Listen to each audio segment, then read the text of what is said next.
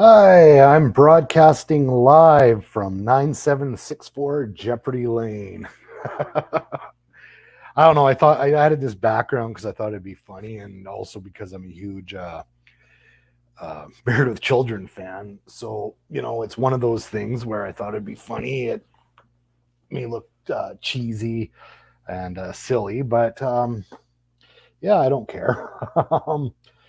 So, yeah, I got a bunch of things to talk about tonight. One of the, just a few little details here and there, nothing too dramatic, nothing dark or depressing. There's a few things that are a little bit dark, but I'm not, I'm not, too concerned with it.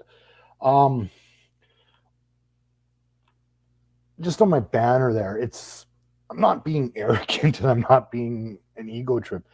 There was a joke on one of Steven Seagal's movies on Deadly Ground, where if you actually watch the opening credits, his name, I think, comes up 10 or more times. And it's hilarious because it's just like produced by Steven Seagal, directed by Steven Seagal, written by Steven Seagal. And it just goes on and on like that.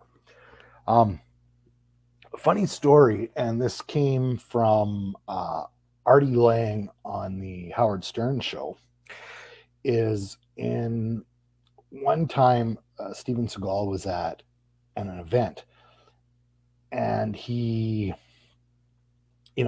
walked up to a guy, can't remember who it was, and he looked at the guy with a straight face and said, "I just read the greatest script ever written." The guy's like, "Oh, really? Like, that's cool. Who wrote it?" "I did." So that just shows you what kind of a prick that guy is. So, I thought today, just on a sad note, I thought I'd bring up our,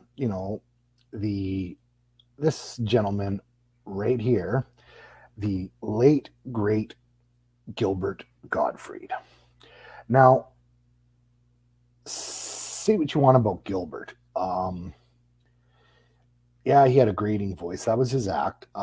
Anyone that follows me or reads any of the crap I post, I posted a video clip that came from the Stern show, or it was audio. I can't remember. But anyways, the point is I posted it, and Gilbert phoned Baba Booey, Gary Delabate, and he used his real voice, and it was creepy. Like, it was really creepy. But this guy had balls, big brass balls. He was funny. I mean, there's clips. I can't play his clips on here because I would probably get deleted and it would offend somebody. But one thing I'd recommend is to do a search. I think it's on YouTube. Gilbert Gottfried reads the audio book for 50 Shades of Grey. Yeah, it was probably, I laughed every time he was on the Stern show, especially when I was doing my job, which consisted of driving around the city for 12 hours, usually 500 kilometers a night. And, I remembered that he, he would come on and he would say his things and he would do his things. And he was just so funny and he was so outrageous. And, um, yeah, like you had to really be careful when he was on if you were driving because you would laugh so hard you'd become a danger to others on the road. It was just the way it was. But yeah, he died. He had a long-term illness. I don't know. I've heard he had muscular dystrophy, and I heard there was also issues with his heart. I was on Reddit this afternoon, and I actually stumbled upon a video stream of his funeral, and it was really funny and it was touching.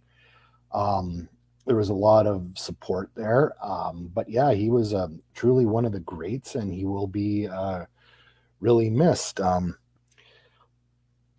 I just want to point out, I love this technology. It's great. A lot of people are going to ask or are wondering why I'm doing this. Well, I need a hobby, and I like talking, and sometimes I talk too much. And I don't care if anyone's watching or live or not. Um, but yeah, I'm doing this for fun. Like I said, radio has always been a dream career of mine. It's, even today, it's something that I would love to retire being on the radio.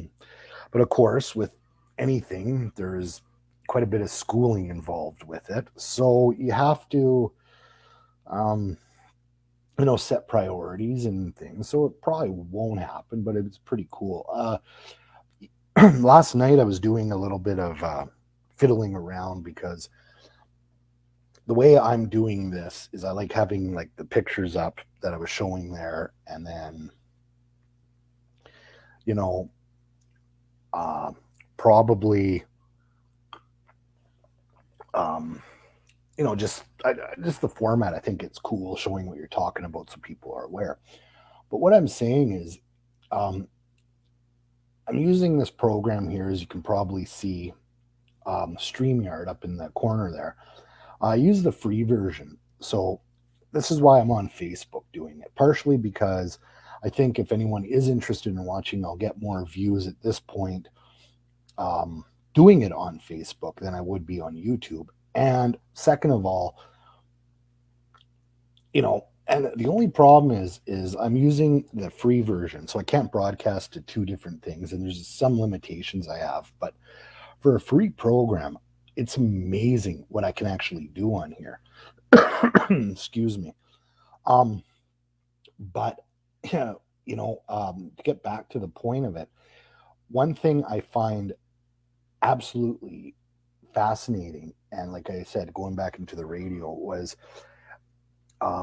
especially on Coast to Coast AM with Art Bell, was Friday night open lines. The stuff they would discuss, and it was just nonstop, and I like that. And actually, the way technology is, you can actually do something like that on here using Skype, and there's a few little technical things you have to do, but you can actually have technically people calling in and have conversations with them, and it actually will work out really good. My first real episode of doing this and showing clips worked out really good. I got a copyright, wasn't a strike, so it wasn't against me because I posted this onto my YouTube just experimenting in that. But it ended up getting reversed because there's copyright's a very touchy thing. Sometimes it works, sometimes it doesn't. There's certain things for fair use, so you can show clips and talk about trailers and do things like that, which is great. But so now I wanted to delve into something that's actually very near and dear to my heart. And, I've posted vaguely about it because partially because when it happened, I was asked by this organization to keep silent about it on social media and just publicly don't discuss it for confidentiality reasons. So I'm not going to say the year it happened and that it did happen a while ago, just for the confidentiality purposes of this. But I firmly believe that we are not that we are, but I believe that it doesn't get enough discussion about it, and it's not publicized as much as it can be. So I think I'm doing them a service. And as always, I do have my phone on this. So if you want to say something or interact, please do. I can read comments in that, and I'm more than welcome to hear it. But here we go. This is about the Canadian Blood Services One Match Stem Cell and Marrow Network. I bring this up because my ex at Amber many years ago saw something on the news, and she mentioned it to me about this one match program and how neat it was. So I did some research, went online, and because I have donated blood in the past, so what I would do is, I donated blood. I saw posters for this, but no one really talked about it. And, that's fine. But I went on the website, did some research, and I signed up for it. So what happened was about a week later, I received a package in the mail from One Match, and it contained a couple swabs to swab the inside of your mouth and a return envelope. And then when you sign up for it, you fill out your contact details, and that's that. So Q, I don't remember from the time I signed up for it. It was about a year, maybe 2 years. Don't remember exactly. But I was donating blood regularly at the Prince George Blood Clinic, which unfortunately has closed due to budget reasons, although it's pretty sad because every time I was ever in there, it was packed to the brim. So people were definitely donating. But anyways, back, I remember we were all at work, and I got I had a call on my caller ID, and there was a voicemail from me from Canadian Blood Services. And One Match was the last thing on my mind. So immediately think, was there something caught in my blood? Did I somehow catch a bloodborne illness that I wasn't aware of? So you worry. So I listened to the message, and then she said she was calling from Canadian Blood Services on behalf of the One Match Stem Cell and Marrow Network. I knew what it was right away, so I called her back, and we did a telephone screening interview, which was about half an hour or so. And they ask you questions. I mean, I know some people may get offended in this day and age, but it's basic health questions to make sure that you're eligible. They also make sure that you're mentally sound, that you haven't done any risky behaviors, that you are generally healthy. And she told me that I was a potential match. So the next steps is that I was supposed to go in to the Canadian Blood Services donation center in Prince George, which I did, and I was supposed to give some blood. This was still fairly new at the stages because, everybody, including me, was very new to this, and they didn't know exactly, I wouldn't say they didn't know what they were doing, but, it was new, so everybody was learning. So I had to not donate, give some blood for testing to make sure, just to see. I think what the blood testing was doing was just to confirm, because the swab showed that my DNA genetics were a close match to somebody that was needing either a stem cell or a marrow donation. And, so the blood test, what it did is it solidified and it confirmed that I was, in fact, a match. I got a call a few days later, and because of the recipient's health situation, normally it would be spread out over a few weeks. Sometimes it would, a 4-week period where you do this and then you do that and everything else. Prince George does not have the facilities to do exactly what I did to donate. But once you're considered a very, as I was called, a very high probable match, what I did next was, and this, I'm going to say is absolutely incredible. I had a case manager who is an RN that I was in contact with almost daily. And then there was emails and telephone calls and everything, just planning the logistics of it. For whatever reason, there was an issue they always try to send you to the nearest cancer hospital that does and I should have did my research. I can't remember exactly what it was called, and I'll explain the procedure in a minute. Well, in a few minutes. But so what they do is, when you are positively confirmed as being a potential match, you are sent to the nearest donation center. With the donation center, there was an issue, like I said, in Vancouver. So the next closest donation center was at the cancer clinic. I believe it was at the Foothills Hospital in Calgary.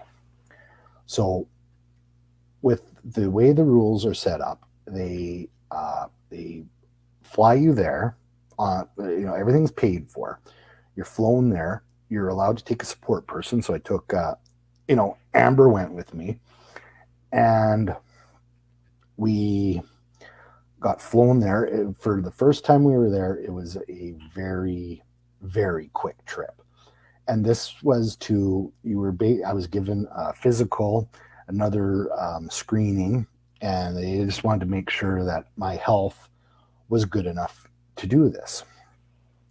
So we landed, if I remember correctly, our flight was very late. So we got to Calgary. We got to the hotel, which was paid for and everything.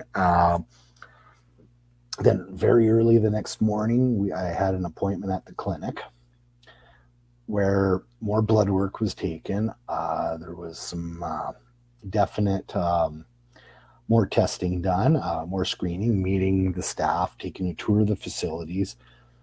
And, it was a lot. It was very busy and everything else. And normally you would have this appointment. So we did this appointment, and then I remember it was just an overnight trip, because we did the appointment, did everything we had to do, and then we flew back to Prince George that evening after that stay. But these people were incredible. I was also told that I could either be a stem cell donor, which was done through a method that it's not catching my mind, but it's done without surgery. And then, or I could have been a marrow donor. And it was decided that the recipient needed marrow, but they needed the stem cells.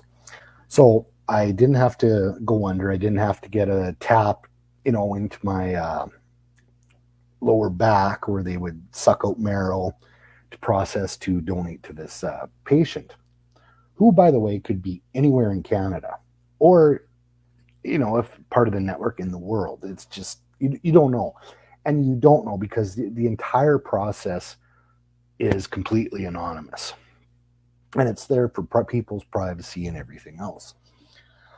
So part of donating the stem cells is you have to be given a drug. And because normally what happens is you do this pre-screening, and then a few weeks pass, and then they set up everything else, get you prepared and make arrangements. There was a dire need for this, and everything was done really quick. So I was given vials of this drug.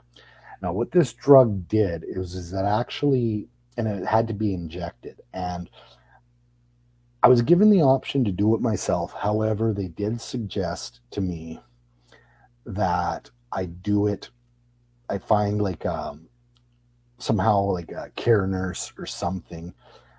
Blood Services was willing to pay for it. We had a lot of trouble with this. I ended up having to go to my family doctor, who made arrangements with the IV clinic here at the hospital in Prince George, who every day I'd have to go in for a week prior to the donation. And I had to get 7 or 8 injections. And the first 5 were given in Prince George. The remaining injections were given into when I had to go back to Calgary. But these injections, I will say, they had to be done in the stomach. They weren't painful. I'm not afraid of needles. I don't care. I brush needles off quite often. Like, it just doesn't bug me. But it was a really interesting experience because, and going back to that first trip to Calgary, which one thing I just thought was absolutely absurd and just the dumbest thing ever was, I'm traveling by plane to Calgary. So you got security, you got all that crap. And the drugs had to be kept cold. So one of the nurses at the donation center at the hospital in Calgary was very sweet and actually lent us her lunch kit.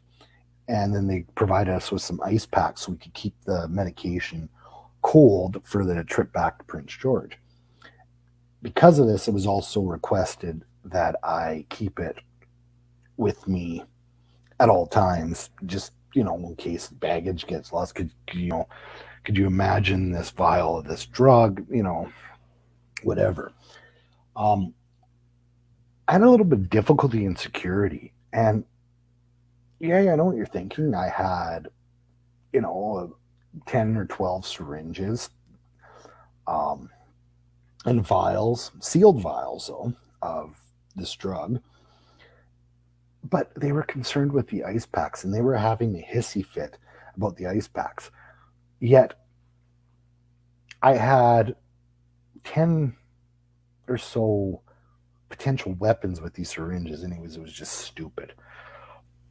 So I'd go every day to the hospital and I'd get my injection done. And then, I'd get the injection, have to sit there for 15 minutes, make sure I wasn't going to react.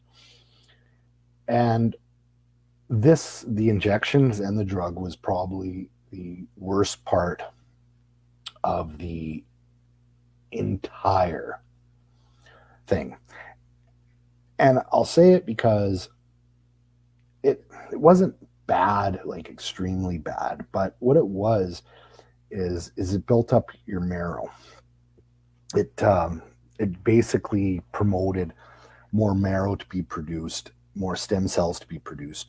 So the side effect of this drug and doing it was some pretty severe bone pain.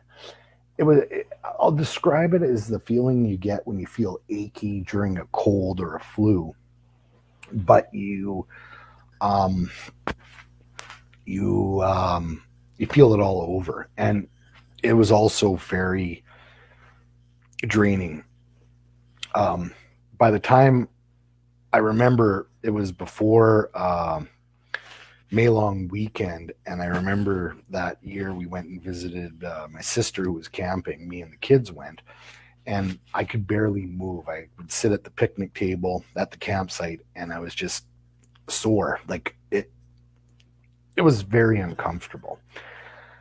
The really cool thing was is that at the time, I don't know if they still do, but Prince George had a a direct flight to Calgary, and so that saved at least going back a lot of hassle the second time around because we had the direct flight, so there was no changing planes in Vancouver or even sometimes in Kelowna, depending on whatever flight they had you booked.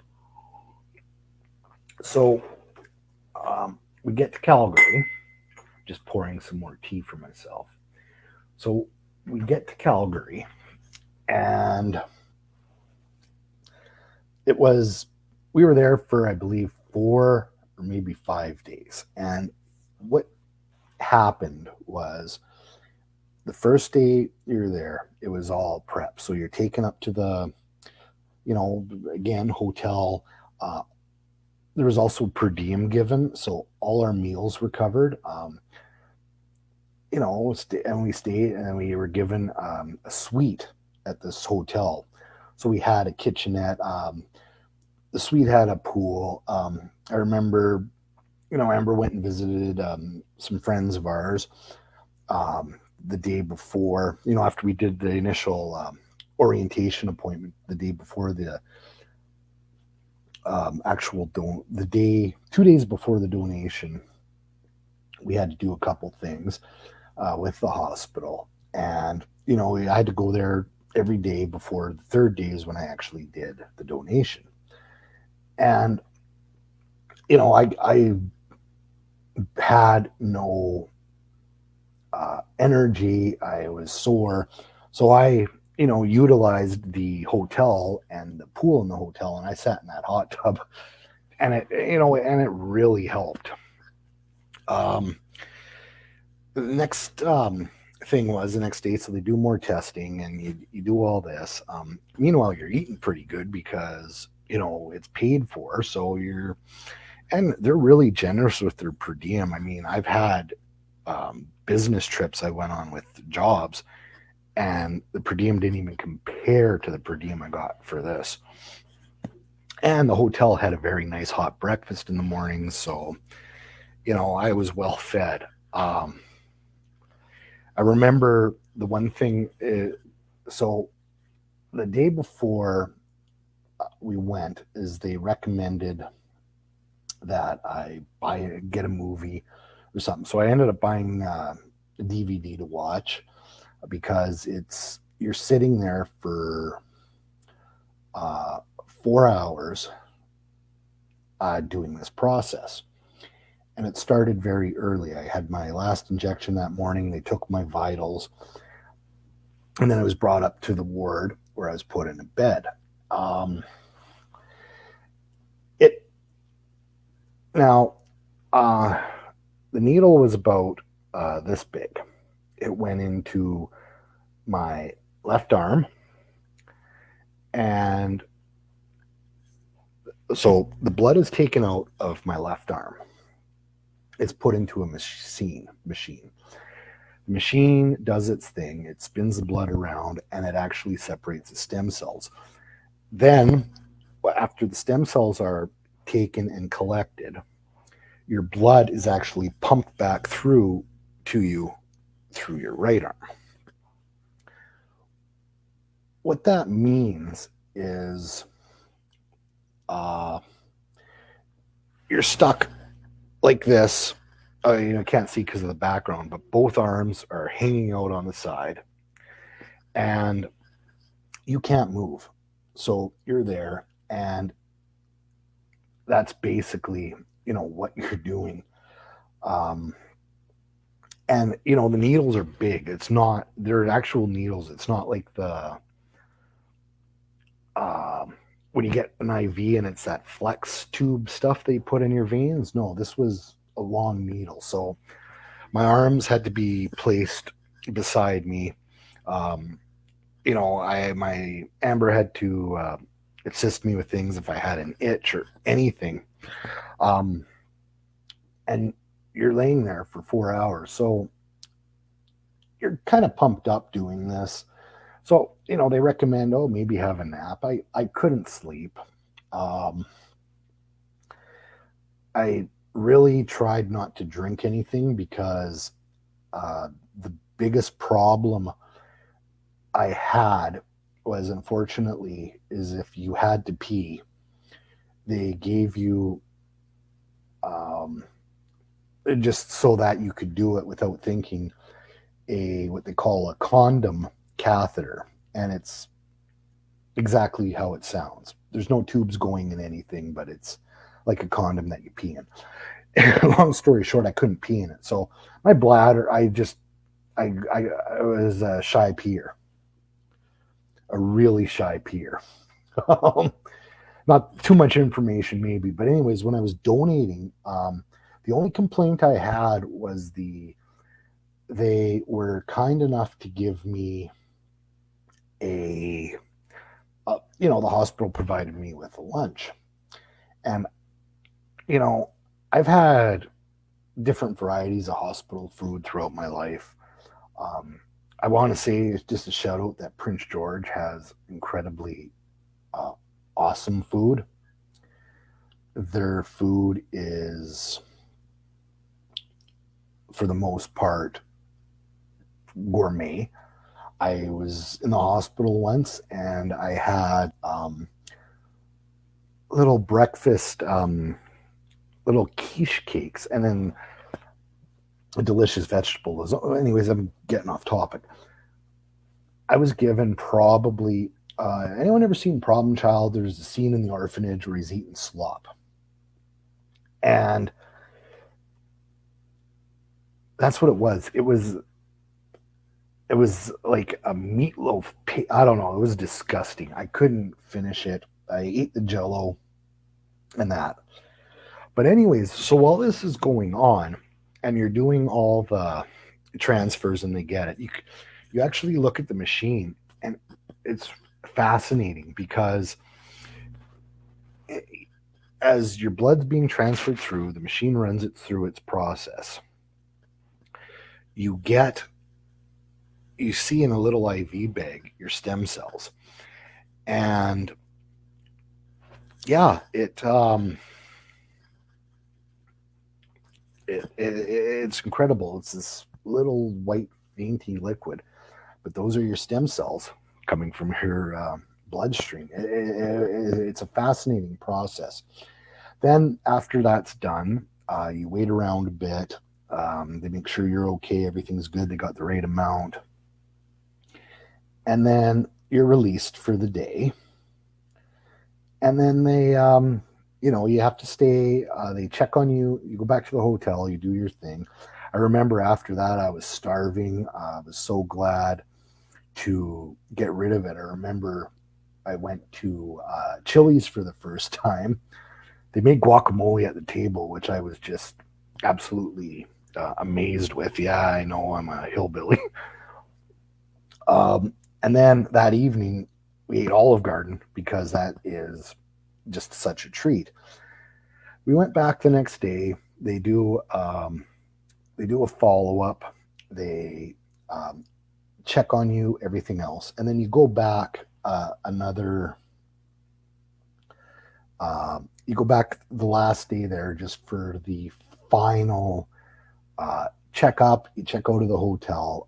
We visited a friend in Calgary, hung out with them until our flight, and it was a lot of fun. And it was really a rewarding experience. I mean, anybody can do it. I think there's limitations for age and certain things, but if you are interested, I highly recommend to go to. I'm going to actually do this right now. Um, I'm just going to change my banner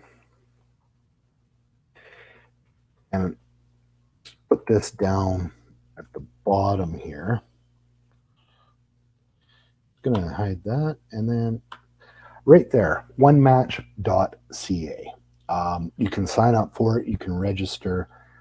You can potentially save a life. Now, the one thing they check on you, especially emotionally, because you become invested in the recipient's health. You are generally concerned because you're donating this to um, save somebody's life or prolong it. And the one thing that they stressed to me was that there's no guarantees you're going to find out the status.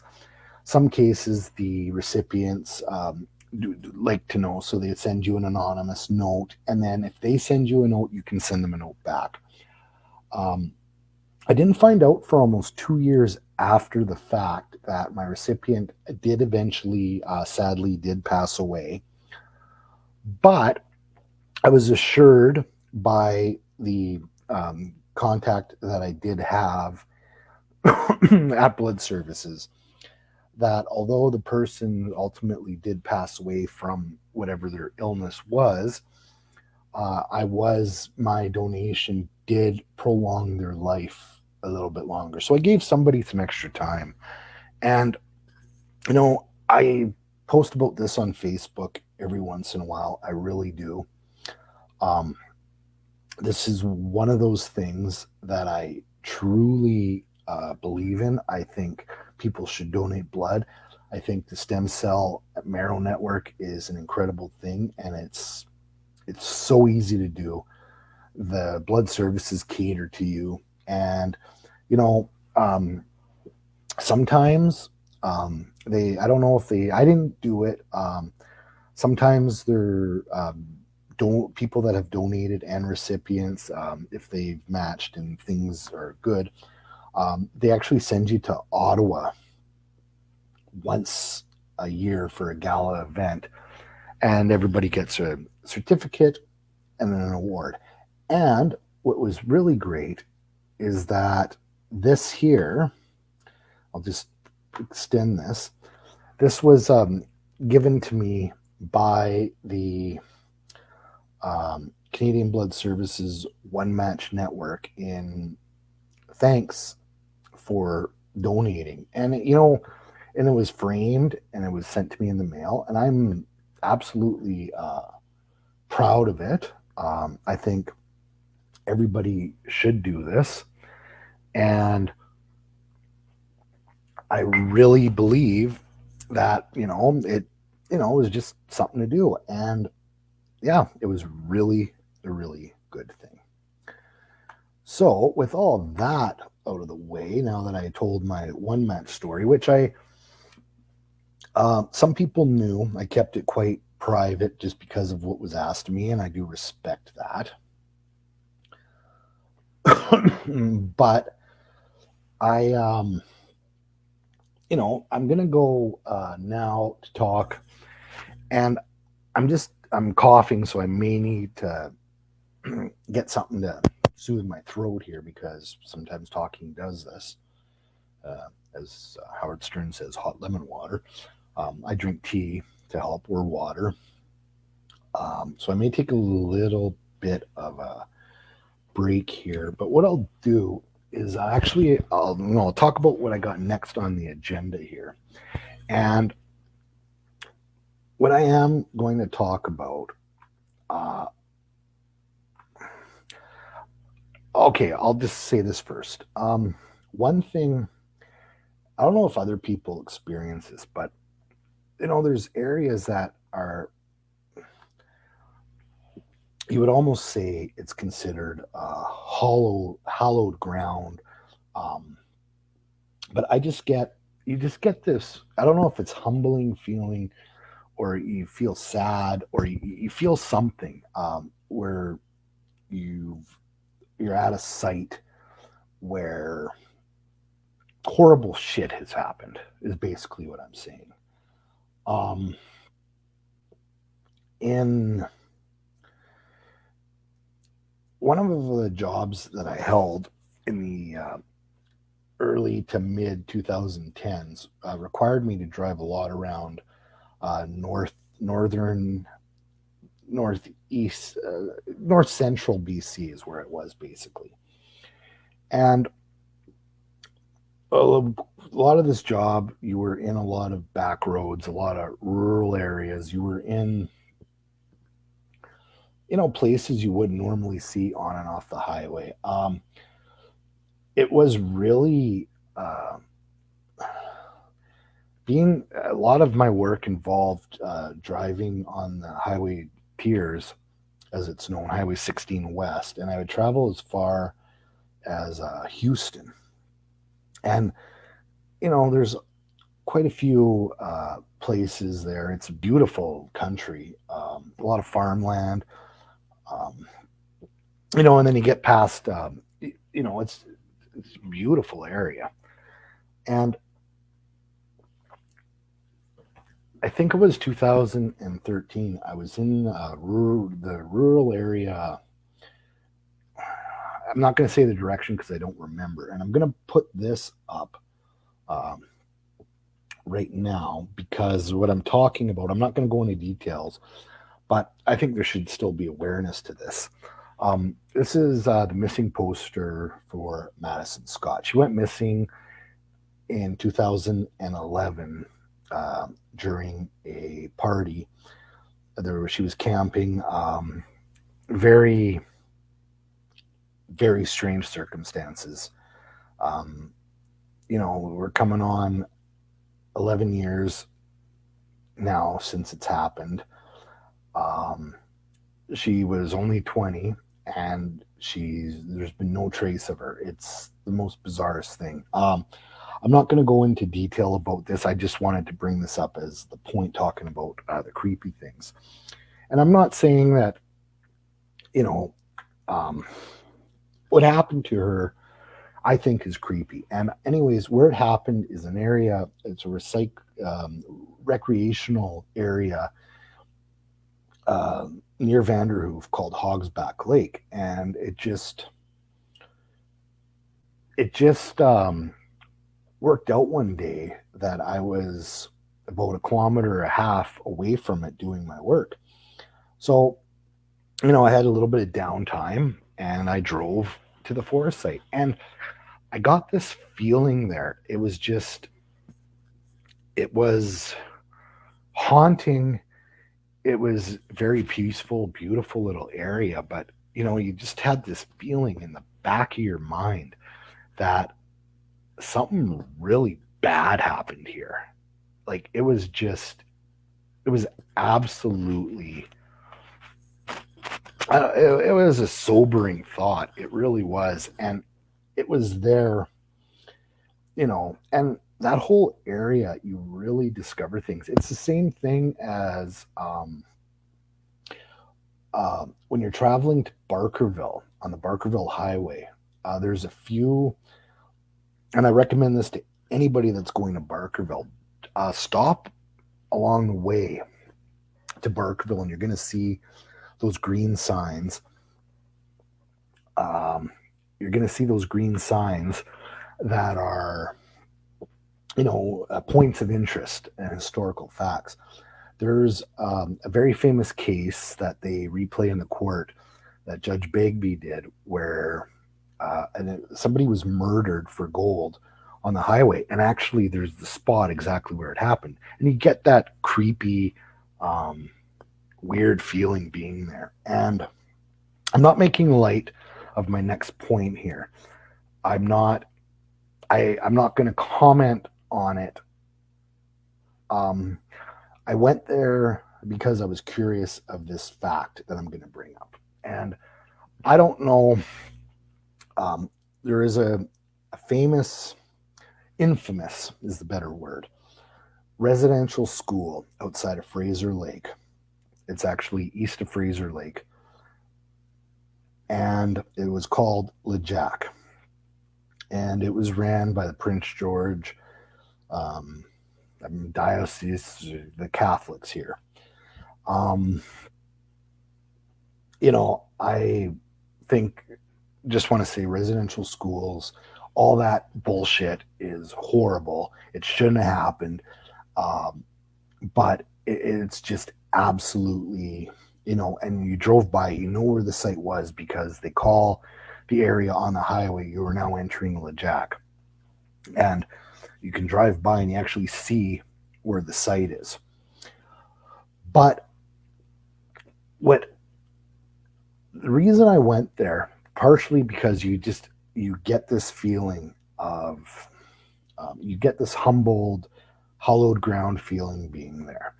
And the reason I went there is because there's this huge, I haven't been up on that highway in quite a few years, but when I was there was a huge sign on the highway talking about the Rose Prince pilgrimage. Okay. So I'm going to bring up this. I didn't take this picture. This is what I grabbed off the internet. But this is the grave of a young woman, a young Aboriginal woman who was named Rose Prince. She died she passed away in 1949 from what I believe was complications of tuberculosis. Now, this information is coming off of the Prince George Diocese website. It glosses over the fact of the horrors of the residential schools. I'm not gonna read it word for word because I find it offensive, and I don't know. I'm not going to comment on it. I'm just going to state what happened here and why there's a pilgrimage. So, as the story goes, she's known as Rose Prince of the Carrier Nation. And what happened is that Rose Prince was brought there, and this site is, no offense to anybody that is Catholic out here, but this site is just too self-involved. So I'm on the Wikipedia page about Rose Prince. Hi, Penny. I see you're watching. Okay, so this is the biography, and I'm reading this word for word off of Wikipedia. Rose Prince was born in Fort St. James, BC in 1915. She was the third of 9 children of Jean Marie and Agatha Prince. Jean Marie descended from the great chief Kwa. Sorry if I'm mispronouncing words. I apologize, no intention. He met his wife, Agatha, at the residential school that was part of St. Joseph's Mission in Williams. Like, they were married at the school. When LeJac was built in 22, Rose was sent there with some of her siblings and other children from her school as part of the Canadian residential school bullshit system. When Rose Prince was 16, still attending school at LeJac, her mother and 2 youngest sisters unfortunately passed away from an influenza outbreak. Devastated, she had opted not to return home for the summers, but to stay on at the school instead. After graduation, she stayed on at the school, tutoring children who needed help with their schoolwork, completing chores such as mending, sewing, painting, embroidering. She also worked as a secretary to the director. Sadly, at one point, she contracted tuberculosis, and by the age of 34, she was confined to bed constantly. On August 19th, 1949, she was admitted to the hospital and died the same day. Okay, now this is the part where the pilgrimage starts, and I'm going to read this from the Catholic Church thing. So she is known as the Rose of the Carrier. She's actually, there's been a few reasons, and I'll explain to you why. Um, as according to the Catholic Church's website for the Prince George, there are saints who are unknown by the world. Their holiness was hidden from our eyes and known only to heaven. They drew no attention to themselves, but led quiet lives of prayer and service to others. Such was the life of Rose Prince of the Carrier Nation in central British Columbia. Now, she was buried in 1951, or sorry, 1949. In 1951, a few graves that were west of the residential school had to be relocated to a larger cemetery nearby. During the transfer, the casket of Rose Prince accidentally broke open because, for whatever reason, when the casket was opened, the workers were amazed to find that both Rose's body and clothing had been perfectly preserved. Other bodies examined, some of them buried after Rose, were found to be decaying as bodies do. Well, there was also noted that Rose, there was a scent when the grave was open, and it was the scent of wild roses. They said it was just a beautiful, and there's been more than one account of this. She looked as if she was sleeping, and there was a bouquet of withered flowers on her chest, but her body had not at all. There was no preservation done. This was all natural. And, so with the Catholics believe that this is considered, as they call it, incorruption. And it means that it's a sign from God witnessing somebody that's holy. According to something in Scripture, you will not allow your Holy One to experience decay. Historically, bodies of some holy people have remained intact long after their death. When they discovered this, she became quite a figure amongst the local Catholic Church.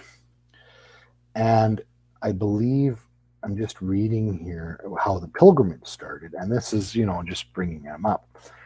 But something happened it originally started in the 90s. In 1990, yeah, here it is. In 1990, responding to this desire of former LeJac residential school students, a Catholic priest arranged it. 20 people went there, and they would, there was a local elder and a childhood friend of Rose Prince.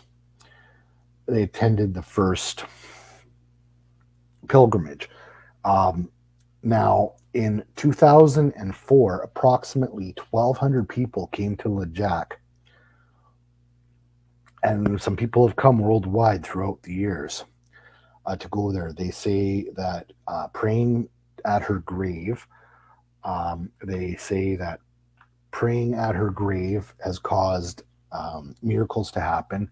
People have also believed that the dirt from the grave has healing properties, and it's people have went there saying that there's been healing powers. Apparently, the Vatican she's a candidate for possible sainthood, as they believe miracles have been performed because of her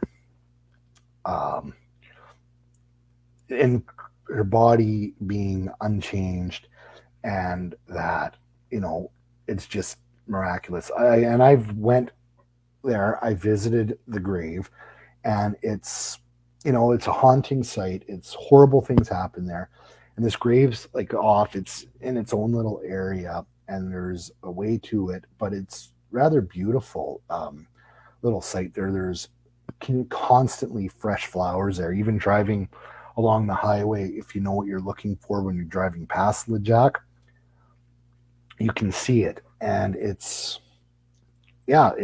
just, a local piece of history. I don't agree with the Catholic Church around here. Interesting little side fact, where most of College Heights was actually owned and built by the Catholic Church in Prince George. The great, yeah, I'm rolling my eyes, Bishop O'Grady had something to do with that.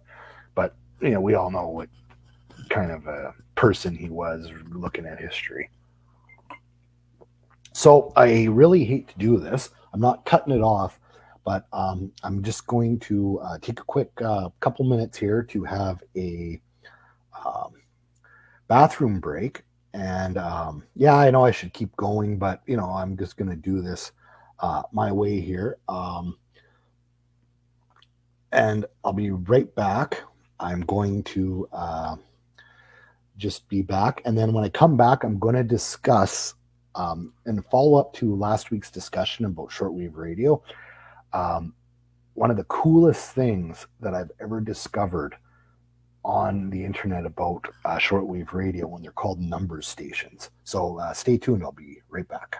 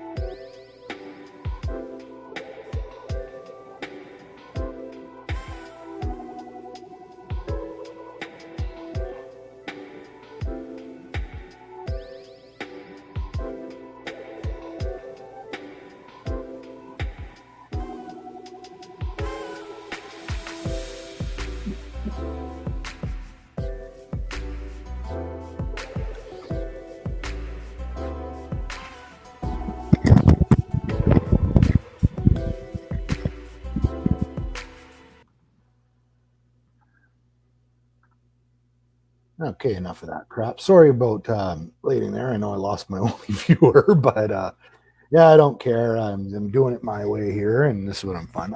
Before I get into the next segment, I wanted to give a very, very huge shout out to my buddies Nick and Alex, who have a damn good podcast live show that they stream both on Facebook and if you're friends with them.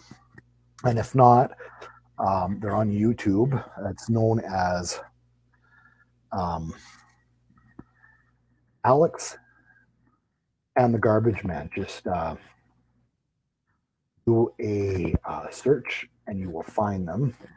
I suggest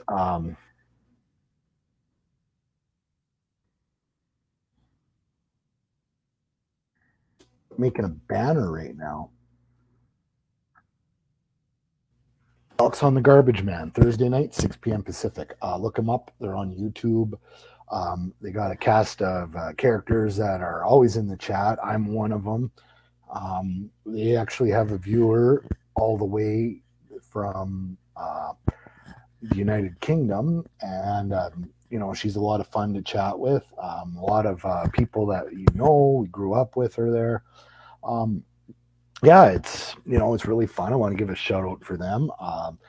They talk about many topics. It's funny. It's good, and they're really good at it. I want to have them. I wish for them to have a lot more followers and to stick up. Not stick up. Gain more viewers, and I watch this every Thursday. I try to catch it all the time when I can, and yeah, it's just great. So next up, I'm bringing up, and yeah, you're probably wondering why I got a picture of these guys up here. And I did it because of a point. This is every man that has played James Bond in the canon of the series.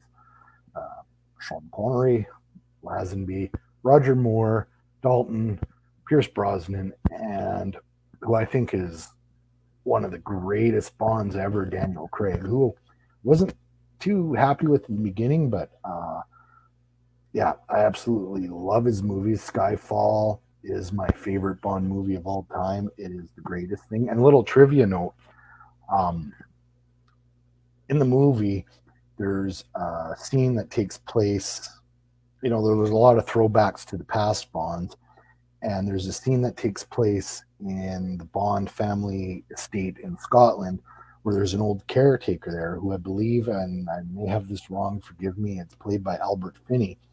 It actually was supposed to be played, and it was originally written for Sean Connery, who had retired at that point, and he wasn't um, willing to participate in it, although he was honored to be a part of it. Which brings me up to numbers stations. Does anybody who ever watched the show Lost probably knows when I'm 4, 8, 15, 16, 23, 42? Those numbers are, and they played in a sense what a number station was. It wasn't technically a number station. So what I'm going to do, you may hear it just because I want to make sure this is working. So I'm going to turn up the volume on my phone here.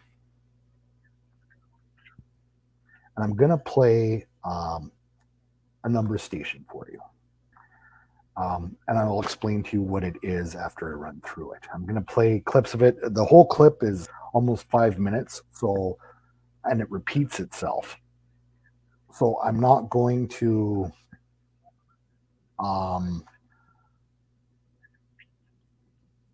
I'm not going to play the whole thing, but I'll play clips and I'll explain to it what it is.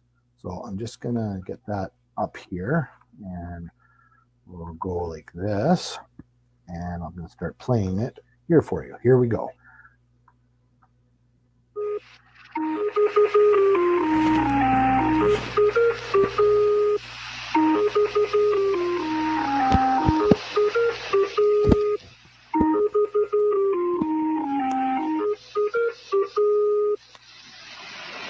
39715. 39715. 39715. 39715. 3. Okay. What you're hearing is an actual recording of what is known as a numbers station. Especially during the Cold War, this was a system used by spies, actual spies. This one, it's called the Lincolnshire Poacher. And it's because the little tune that you heard before the lady started speaking is that's the code song. So what happens is the spies are given a frequency. The frequency is known on the shortwave of where they're going to be, and then somebody at the headquarters or in another secret location will fire up the station on the shortwave frequency and they play it. The first part that you heard here, which was the first set of numbers, is actually part of what they call the code. So those first initial numbers repeat themselves for 2 minutes and then it goes silent.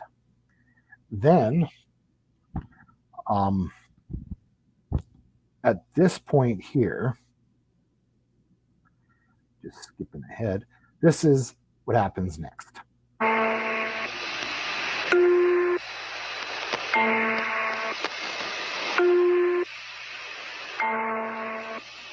Six, six, 4, 7, 5.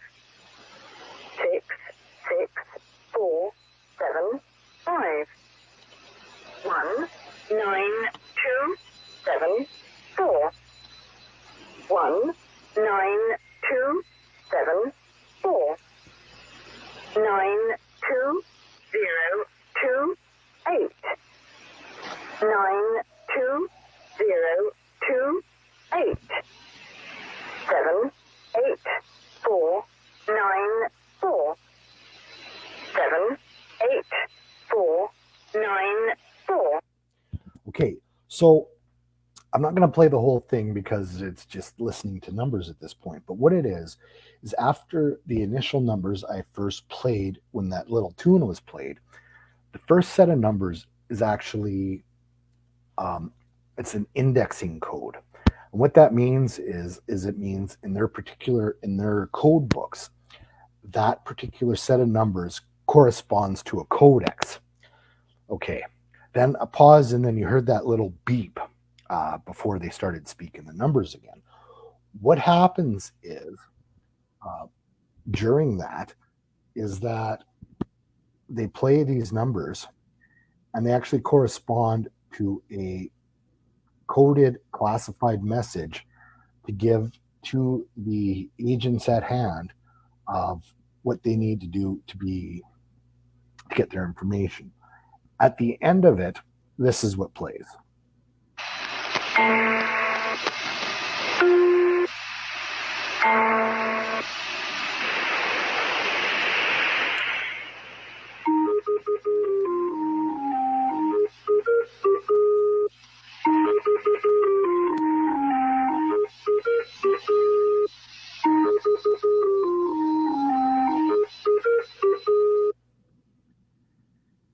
And that is an actual number station that you have just heard.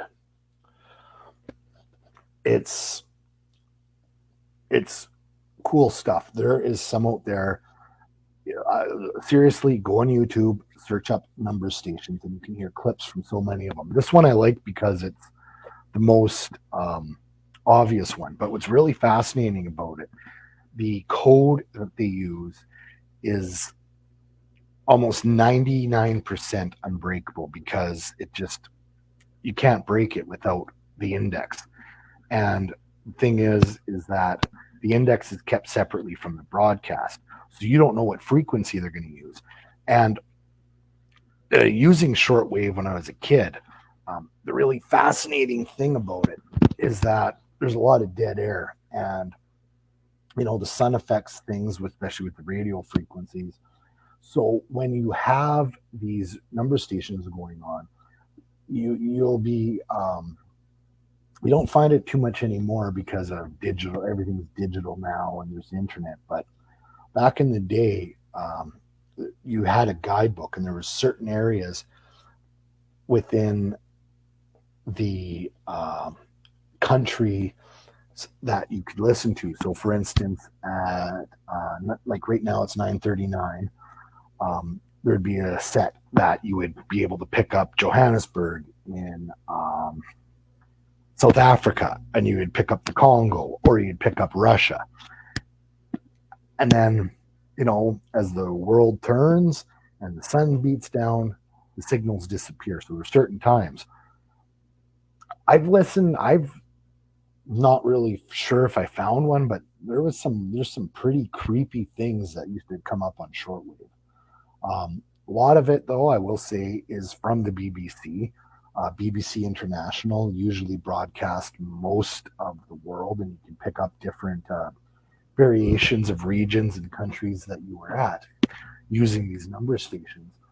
But they were, it was a very well-known spy tool, and it's absolutely fascinating how it works and how absolutely creepy it is. Well,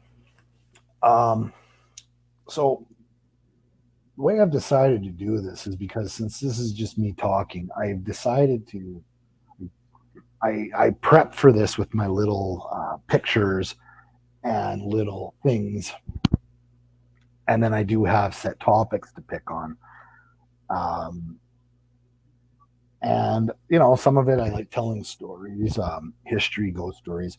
And the thing is, I don't have a set time. I just do it when I feel like it, when I want to do it. I have extra time, and like I said, this is a hobby for me. I'm not doing this to listen to anybody. I mean, if people want to talk, chat, I don't mind bringing up topics, open topics to bring things up.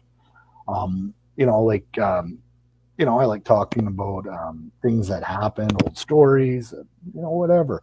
Or even I'll comment on things. I'm not going to comment on certain things because, especially when I did have a job that required me to remain politically neutral. I really loved it after that happened. It was great. I mean, I don't get me wrong. With the rule, I was allowed to hold my political beliefs. There was they're not allowed to tell you can't vote for somebody because they're not in power. But because you represented the government, you couldn't, it would be bad ethically to go out and insult the current leader if you didn't like them. So you had political. So I try to stay clear of political things unless it's something really big. If you're being a jackass, you're being a racist piece of shit, you want to argue with me on something, and that.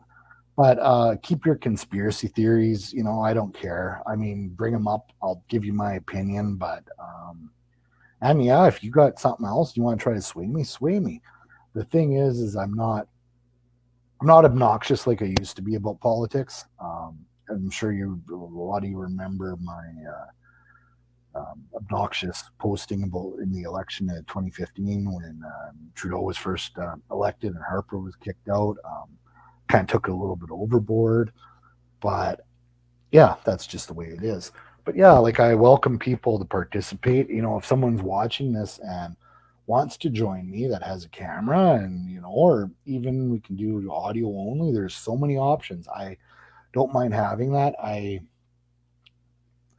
I'm in contact with a few people that I talk to that are semi well known. I may invite on just to talk to, things like that. I'm, really interested in some of it.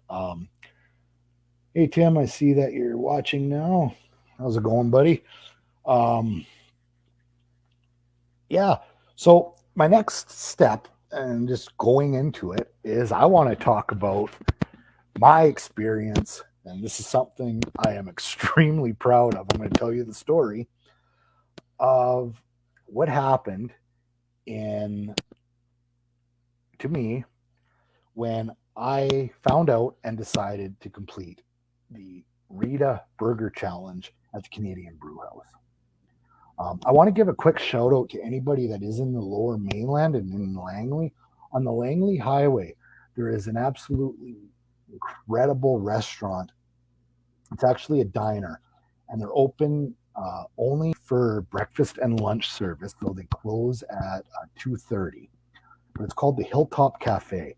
I saw them on the You Gotta Eat Here on the Food Network, and they had.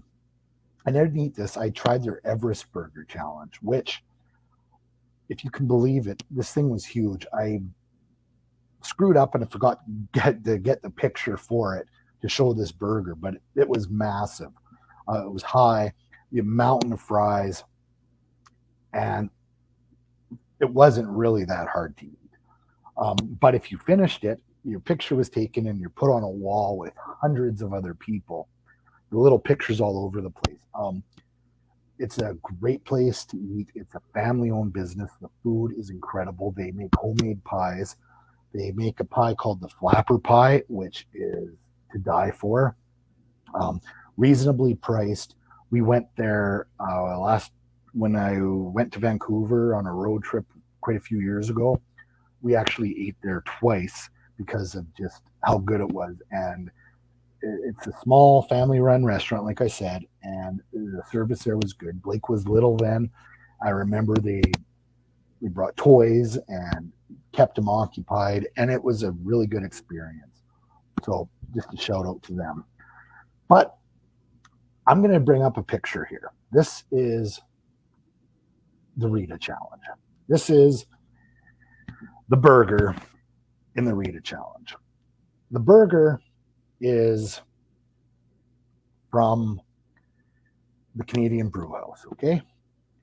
It is 6 patties. These are thick patties, complete with cheese, bacon. You could probably see some condiments there on a bun.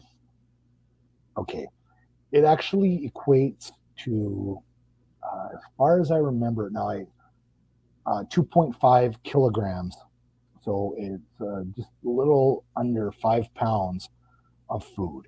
Now the rule is this burger here is in fact huge. Like there's no other way to describe it. So you have to eat the burger. Plus, you see the poutine behind the burger. You have to eat a large poutine, which is roughly another 2 pounds of food. I can't remember. So the burger's 5, plus you have to eat 2 pounds of poutine. You have to eat this in an hour. If you do not eat it in an hour, the cost of this meal, this one burger and poutine, is $49.99. I did it in 45 minutes. Okay. How I did it was I cut off pieces and then I started eating each piece individually. I focused on the burger first. And after the first 20 minutes, and this is 20 minutes of constantly eating, which, by the way, I wanted to bring up is you're kind of a little bit of a celebrity at the restaurant when you do it. People were constantly coming up, checking in on me. And a lot of people, there's videos of people doing this, and a lot of people can't finish it. So I'm going to explain to you what our bodies do to us when you eat this much food. There's a guy that did this. He's a professional eater. You can find it if you do a Google search on the Rita Challenge. This guy ate what you're seeing here, what took me 45 minutes. He did it in 8 minutes. But this guy also eats food contests for a living. I think he makes actually money doing it. It was. There's you go there, definitely you're going to do this definitely with an empty stomach. There's no other way to describe it. Do not drink pop. I had a jug of water and 1 glass of ginger ale. The ginger ale was there to help me burp because I strategized this. There was no way in hell I was going to pay the $50. I was in it to win it, and I did. So you get about halfway down into the burger and you're eating it, and I mean, this isn't the world's greatest burger. I'll be honest with you. I've had way better burgers in my life. This thing makes the Wimpy burger from Windy Point look like a junior McChicken compared to the amount of food in this. Um, Got to remember, in total, this is almost 7 pounds of food. At the 20-minute mark, something happens, and this happens to a lot of people. I did research on this after the fact because it was the most bizarre thing. Your taste buds stop working. You actually develop a taste numbness, a blindness to your taste buds. It's at that point. If you're in it for flavor, it's like eating cardboard. The poutine tasted like nothing at this point. It tasted like absolutely nothing. I completed it. Waitress was shocked. I remember the manager looked pissed off, if you can believe that. Got a high five, a few claps. I couldn't move. I was at the point of no return with this. I ate a lot. I exited the building first and went out to the parking lot because my stomach had started to turn really bad. I started to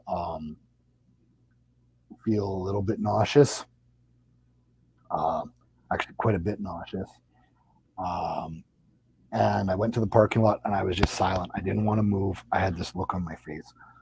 I couldn't drive, so got my ex to drive me. We went to her parents' place where I proceeded to run upstairs and puke. I puked a lot. Yeah, I'm no shame in denying it. I threw up after. I didn't throw up in the restaurant. I completed it. And best thing of it, I had bragging rights. I was the second person at this time to complete it in Prince George. And this is me. I'm going to make it bigger. This picture was taken after I had thrown up a couple hours later, but that's like I don't look healthy in that picture. And that's the shirt I won. So rare of a thing to happen at that point in Prince George that they had trouble finding the shirt. They had it and I got it, but yeah. And I've seen a lot of people that have done it and has basically couldn't finish it. I mean, you got to remember, this is 7 pounds of food.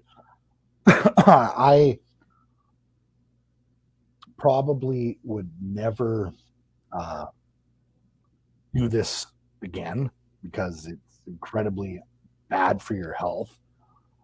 Although I am at one point in my life, and this is a bucket list item, and I don't care where, I am going to find a steak challenge. Like in the movie The Great Outdoors with John Candy, I want to eat a giant steak, win a shirt, win something, because I love steak, and I'll tell you, I can eat a ton of steak without getting like this. So I want to try it. Anyone knows of a good steak challenge, message me, let me know. And I'll do it. And I'll sit head to head with somebody in a steak eating challenge. Trying to stay healthier, especially being 40 now. Don't want to do stupid shit like this. But on the other hand, what the hell? Bragging rights. It's just something I definitely want to try.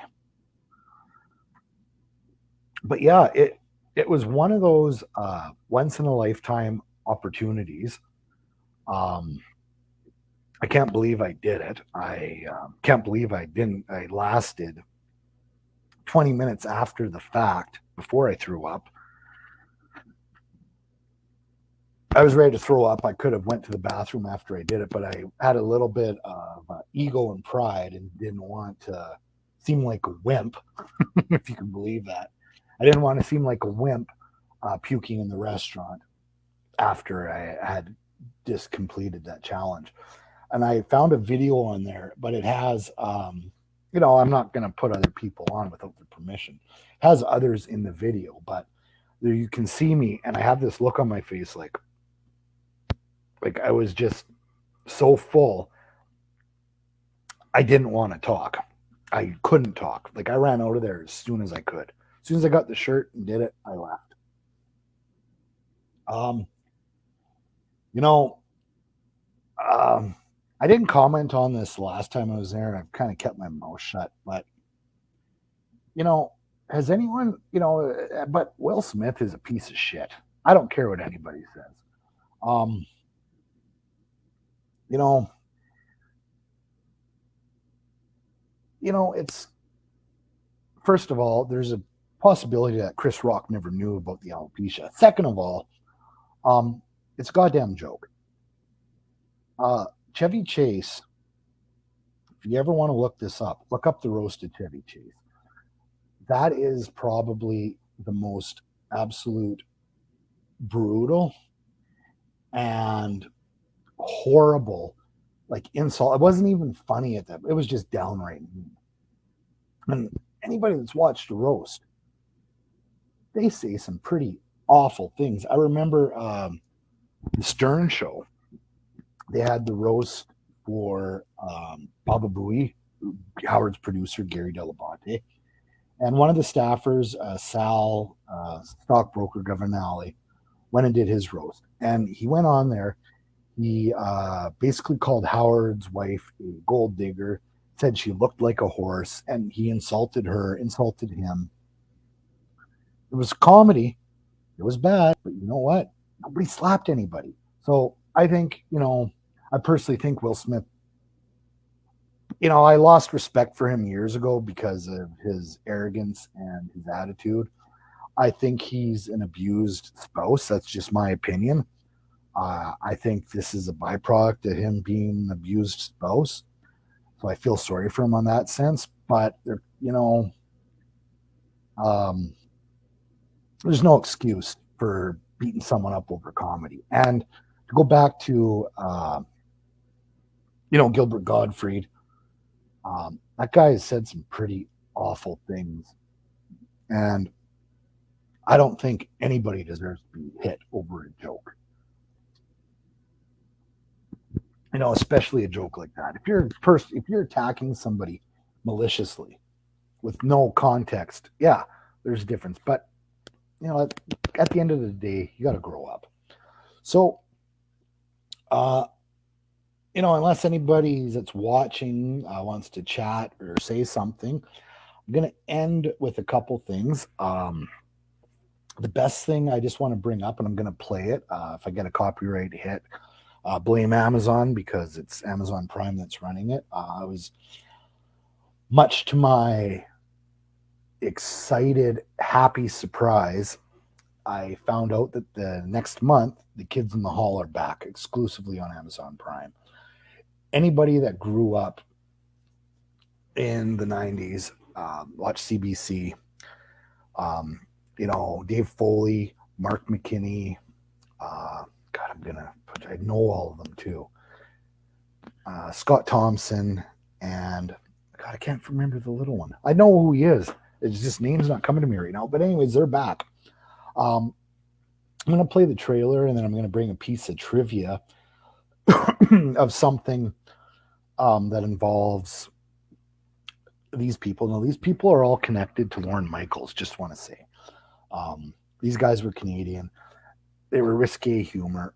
Some people didn't like them because they had very rarely had a female cast member. The men played women. It was absurd. It was funny, but my God, was it hilarious. So here it is. I'm going to bring it up right now. This is the official. Now, this is Red Band. I don't believe there's swearing in it. But there's definitely adult humor. So if you're offended easy, or skip this. But yeah, here it is. The Kids in the Hall new trailer.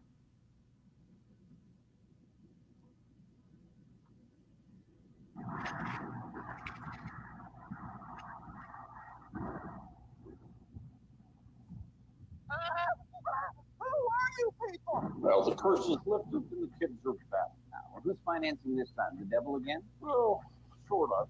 Amazon. Okay, new plan. This is a bad idea. You know what Amazon wants from Kids in the Hall? Yes, Don, a funny show, but one that is free of targets. Oh, like some sort of penile schemata, alarming edginess or unsettling settings.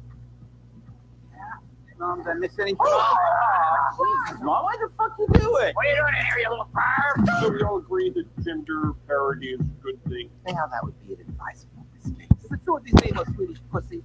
That it's cheap and falls apart in a couple of years. George, that's IKEA. Don't listen. Since the 90s, that shit don't fly here no more. I've opened a can of worms, haven't I? What the hell are you? You're masturbating. No, what's the big idea for hit characters? Make love to me now on the phone. Oh, hey, oh boy. Mark that down as a clean pass. Do you think this is a toxic workplace? Invisible light! The cat caught my gun. Burn right down! Invisible gun! Hilarious.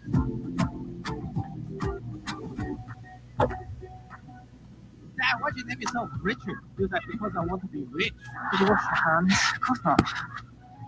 Oh my god! You ever smoke? Same heart attack, different afterlife.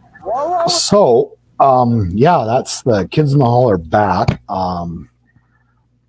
If anyone has Amazon Prime, they have the entire original series up right now. It is, remember, these guys are Canadian. This is absolutely great humor if you like it. And yeah, these guys are absolutely fantastic. I don't know if you heard, but the guy with the white hair that kind of sounded like Dr. Evil there, well, that's Mark McKinney. That is a direct impression of Lorne Michaels. Lorne Michaels is the inspiration to the way Dr. Evil talks. Now, this part kind of is a little bit where it gets not confusing, but this is where the controversy behind this gets blurred. Kids in the Hall, the movie called Brain Candy, which featured that character that Mark McKinney was playing, who did the right and talked like Lorne Michaels. Now, as we all know, when Mike Myers created Austin Powers, he did Dr. Evil, and Dr. Evil, as you know, some say, was an impression he did directly from Lorne Michaels. In fact, now there was a feud, and actually Dana Carvey and Mike Myers didn't speak to each other for many years because that was ripped off the exact same cadence and style of his impression of Lorne Michaels. And Dana Carvey has said this, that Mike Myers did rip him off. And it's true. So yeah, but then again, Mark McKinney's been doing it for years, so maybe, and they're all involved with Lorne Michaels. So who's to say? But I do believe that Mike Myers did rip off somebody, because Austin Powers came out in 97. I believe Kids in the Hall movie was 95. And yeah, so either way, who cares? It's just an impression of an impression. But yeah, so that's that. Anyways, that is all I really want to talk about tonight. If anyone that watched or is watching later, live from 9764 Jeopardy Lane in Chicago, Illinois. I'm in the home of a lovely family known as the Bundys. And actually, if you look to this side of me right there, particularly one Christmas, Santa Claus jumped from an airplane and fell to his death while the family was while promoting a mall. Really great episode. It was the first Bundy Christmas special. It's in season 2. If you have access to Married with Children and you've never seen the episode, it's a classic. You gotta love it. I recommend it for anybody. I don't know when I'll be back. I'll just appear on when I do. Trying to get couple people on here to talk with me. Nobody of real importance. But yeah, there's a few that I would like to talk to and kind of know. So I've been, kind of throwing it out there to them. But yeah, I am actually done here. I will end with my exploding middle finger and some tunes. I thank you for watching. And, if you have any suggestions, you want to be a part of it, anything, feel free to send me a message. You didn't like it or I offended you. Well, I'm sorry. Don't watch it or watch it and debate. I don't care. But, I'm doing this primarily for a hobby for me. If anybody actually likes it or watches it, more than welcome to watch it, but I'm not doing this for really any other reason except myself. But yeah, I hope you really enjoyed it and have a great Easter weekend or Passover if you're of the Jewish faith. And yeah, just enjoy yourselves, and I'll see you all really soon.